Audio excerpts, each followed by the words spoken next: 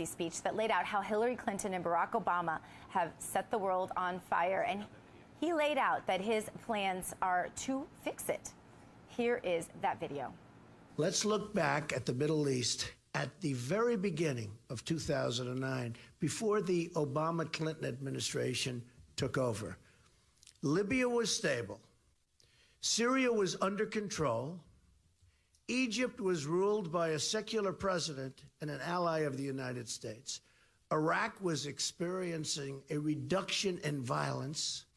The group that would become what we now call ISIS was close to being extinguished. Iran was being choked off by economic sanctions. Fast forward to today. So Libya is in ruins.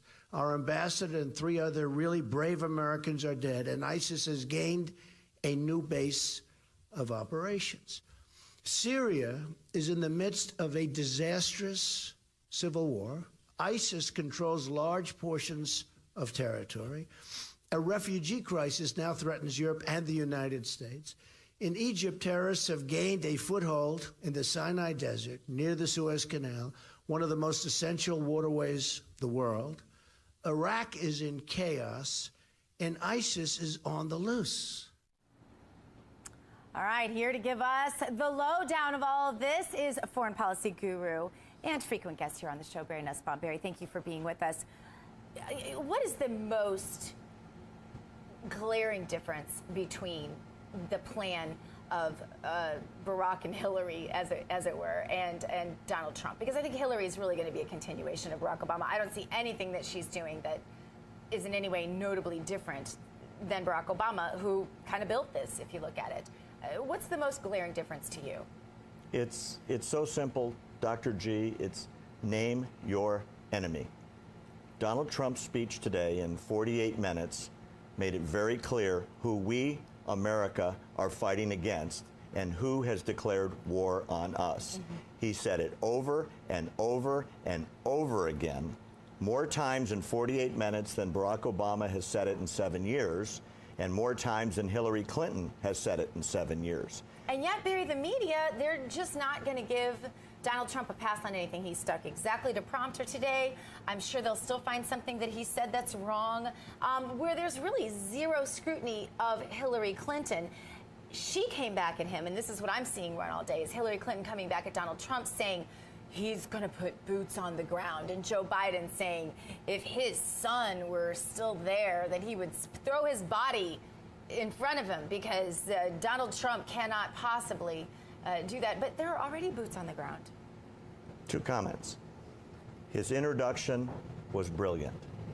He talks about America fighting and defeating Nazism, fascism, communism.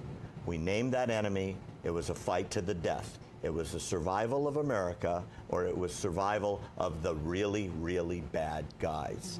We did it before, and what he's saying is, now is the time to do it again. It was a brilliant opening. In addition, he painted the picture of how we got where we are. You just played the clip a second ago, Gina, where it shows where we were in 2009 and how bad we have fallen since then. If this speech doesn't catapult him into the lead, at least on foreign policy, his campaign is over, because he hit every key point he should have. It's about the survival of the Western world against those from 1,000 years ago that want to bury Western civilization. And people who get that are going to line up to vote for Trump.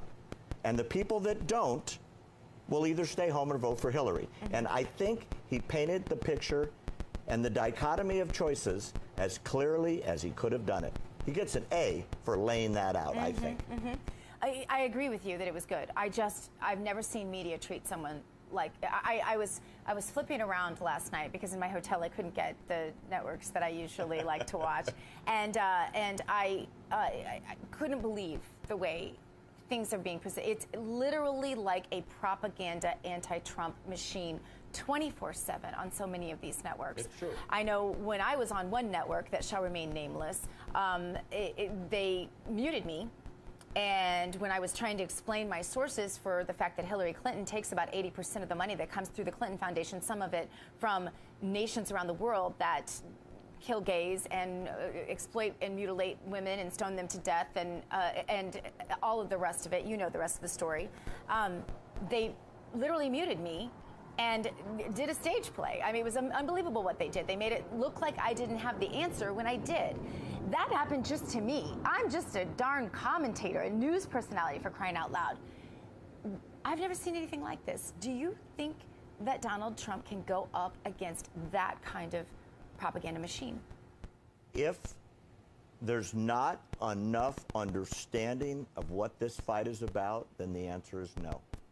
Because if people care that little about our future as Americans, as the leader of the free world, as the bastion of freedom, then no. The propaganda machine, as you put it, which I think is a very apt description, is going to deliver this to Hillary Clinton.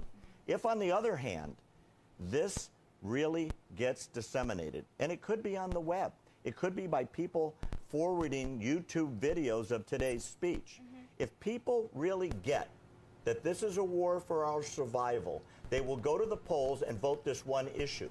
What Trump talked about is how to protect the future of our country. And it really does come down to that. All the other stuff is noise. The mistakes, the malaprops, the bad things he said about this person or that person, throw all that apart from this dialogue. This is about our future. Yes or no? Do we make it? Or is there terrorism on every street corner? And he introduced a plan and a fundamental step-by-step analysis of what to do about it. Nobody has had this discussion until today. He's talking about a mass education of the American people of who we're fighting and why we're fighting them and how we need everybody.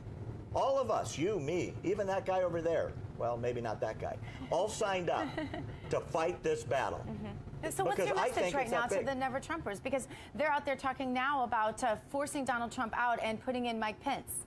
And I'm hearing more and more about that on the alphabet soup media. What's your response to that? You know, for some reason, this is politics and not reality. And what I mean by that is it's vote the party, vote with the elite, vote with the media, vote with status quo. And what people are forgetting, I sort of feel like Pearl Harbor happened a couple years ago, and there are still people saying, well, we shouldn't say anything bad about the Japanese. More people have died because of ISIS than were killed at Pearl Harbor. And yet, there's no declaration of war. There's no naming the enemy. It's as if it's a political thing and not a survival thing. If the survival issue becomes the issue, you've got Trump as president. If it doesn't resonate, if it doesn't get delivered to the American voter, say hello to President Clinton. And the challenge is, psychologically, who wants to believe that we have an enemy that really wants to kill us? Nobody wants to deal with that reality. It's a challenge, Barry. It's the truth. Thank you so much for being with us. Coming up next is our rapid fire round with Reagan Baby herself. That is Megan Barth. And we will be back in just a moment with more America Trends. Stay right where you are, because we're coming back at you.